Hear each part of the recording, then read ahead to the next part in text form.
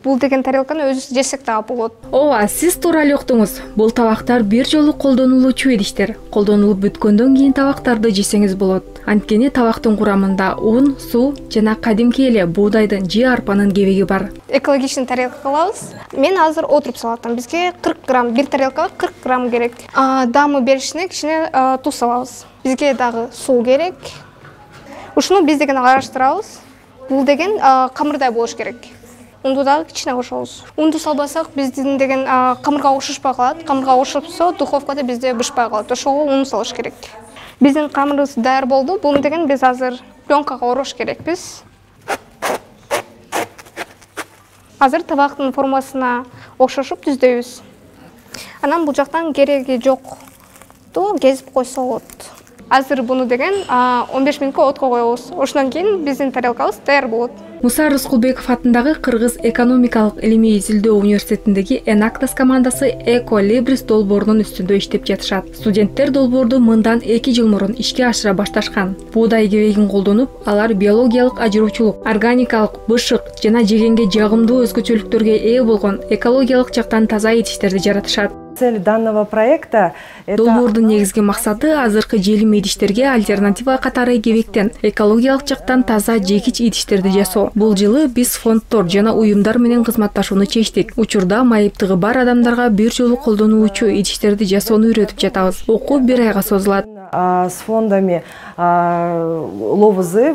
Учурда команда майыптыгы барлардын эмгек укуктары боюнча медиа эксперт менен өнөктөштүк келишимин түзүүнү макулдашты. Бул кызматташтыктын алкагында ден соолугуна мүмкүнчүлүгү чектелген жаштар үчүн 10 күндүк тренингтерди өткөрөт. Продукциядан түшкөн кирешенин 70% майыптыгы барларга, ал эми 30% Enactus KU долбоорунун ыктыярчыларына берилет. Негизи азыркы учурда Кыргызстанда майыптыгы бар адамдарга жумуш тапкан оңой эмес. Анткени деген ар кандай көйгөйлөр бар. Мисалы үчүн жеткиликтүүлүк, доступная среда. Анан жумушчулардын, жумуш берүүчүлөрдүн стереотиптери бар. Майыптыгы бар адамдар иштей алабы, иштей албайбы. Анан бизде эмгек квота бар, трудовая квота деп коет, 5%. Бирок ал тилекке каршы иштебейт. Ошол учурда Кыргызстанда азыр 212 000 адам бар. Анын ичинде 90 000 майыптыгы бар адамдар иштей алат жана иштегиси келет. Бирок шарттар жок, же болсо ар кандай бир көйгөйлөр чыгып калат.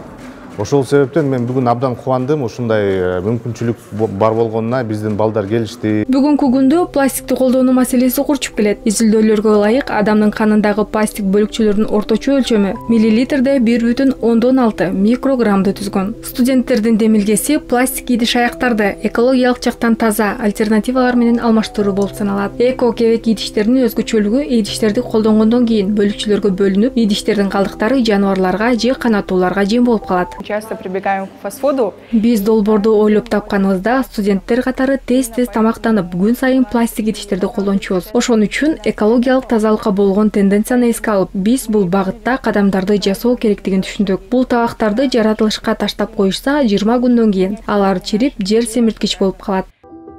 Борбор Азияда мындай идиш аяктардын аналогу жок. Экологиялык жактан таза идиш аяк Польша, Украина сыяктуу өлкөлөрдө буга чейин чыгарылган. Бирок Борбор Азияда мындай продукция жок. Кыргызстан жана башка региондогу мамлекеттер экосистеманы сактоо үчүн мындай инновацияларга муктаж.